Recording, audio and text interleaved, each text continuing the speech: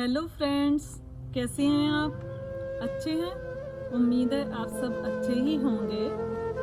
आप लोग हमेशा अब तक मोदी जी के मन की बात सुनते आए हैं, तो मैंने सोचा आज मैं भी अपने मन की बात आप लोगों के साथ करती हूँ, क्योंकि आपसे अच्छा कोई दोस्त हो ही नहीं सकता। आप ऐसे दोस्त हो जिससे मैं अपने मन की बात आराम से कर सकती हूँ। तो काफ़ी सारी बातें होती हैं जो हमारे मन में चलती रहती हैं, तो मैं एक ऐसी बात, ऐसा ही ख्याल मन में आ रहा था, वो मैं आप सबके साथ शेयर करने जा रही हूँ। मेरे 2 बेटे हैं और लोग अक्सर मुझे कहा करते हैं कि तुम तो बहुत लकी हो जो तुम्हारे बेटी नहीं है, बेटे ही हैं।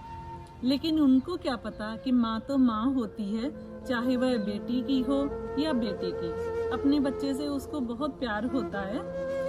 तो मैंने एक कविता लिखी है। ये कविता मैंने अपने बेटे आयुष के लिए लिखी है और उन माँओं के लिए लिखी है जो अपने बच्चों का सुनहरा भविष्य बनाने के लिए उनको अपने से दूर कर देती हैं। मेरा बेटा आयुष कनाडा गया हुआ है अपनी पढ़ाई के लिए और उसको 2 साल हो गए हैं गए हुए।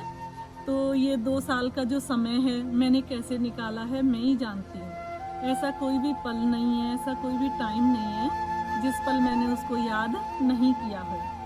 मैं ही जानती हूँ कि मैं उसके बिना कैसे रह रही हूँ, लेकिन बच्चों के सामने तो स्ट्रॉन्ग बनना ही पड़ता है हमें।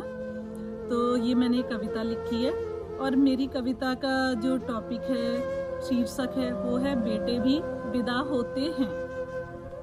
बेटी तो विदा होते समय सबको दिखती है, पर बेटे नहीं दिखते, ये और बात है। माँ बाप बड़े प्यार से दोनों को ही पालते और पूरे करते हैं उनके अरमान। जैसे बेटी का रिश्ता तय होना उसके दूर जाने की खबर है देता, वैसे ही बेटे के नाम का ऑफर लेटर, जॉइनिंग लेटर उसके दूर जाने का पैगाम है लाता। जाने के दिन के नजदीक आते आते दुख दोनों के ही जाने का बराबर होता है, पर दुनिया नहीं देख पाती, ये और बात है। पर दुनिया नहीं देखती, ये और बात है। जैसे बेटी के बड़े होते ही माएँ सिखाती हैं घर के सब काम काज, ठीक वैसे ही बेटे की माँ भी सिखाती है उसे रोटी से बर्तन तक सब, क्योंकि उसको पता है वहाँ पर कोई नहीं होगा उसका ख्याल रखने को। वह अकेला ही टकराएगा जिंदगी में आए हुए तूफानों से। जब भी दर्द होगा वह रोएगा और खुद ही अपने को हौसला देगा, पर दुनिया ये नहीं देख पाएगी, ये और बात है। पर दुनिया ये नहीं देखती, ये और बात है। जब एक बेटी को अपने घर की याद सताती है तो वो फोन पर अपना जी हल्का कर लेती है।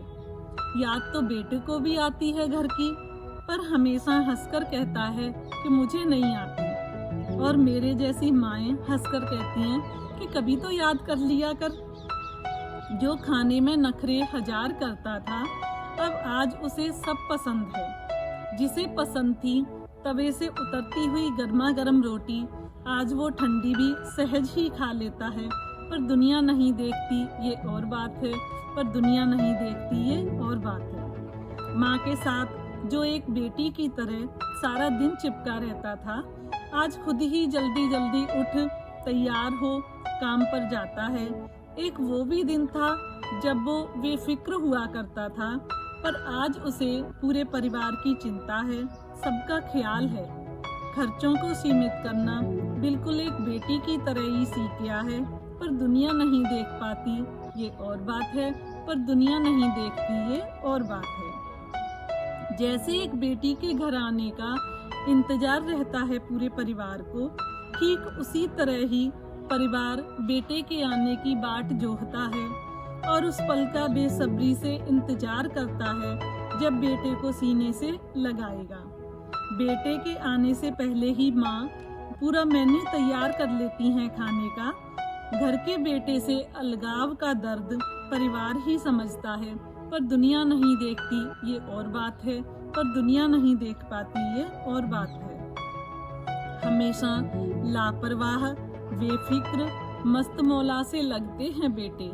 हमेशा लापरवाह, बेफिक्र और मस्त मौला से लगते हैं बेटे। मजबूरियों में बंधे होने पर भी जिम्मेदारी निभाना जानते हैं बेटे। अजनबी शहर, अजनबी देश, अजनबी लोग, सब पर आया, पर फिर भी सबको अपना दोस्त बना लेते हैं बेटे। मैं दुआ करती हूँ रब से इन्हें वो सब दे जिसके हकदार हैं ये बेटे। बेटियां ही नहीं बेटे भी विदा होते हैं, बेटियां ही नहीं बेटे भी विदा होते हैं, पर दुनिया नहीं देख पाती ये और बात है, पर दुनिया नहीं देखती ये और बात है। तो ये थे मेरे मन के कुछ भाव जिन्हें मैंने आप सबके सामने प्रकट किया है। और बस इतना ही कहना है, आयुष, मिस यू बेटा, लव यू बेटा, बहुत बहुत प्यार, बहुत बहुत आशीर्वाद।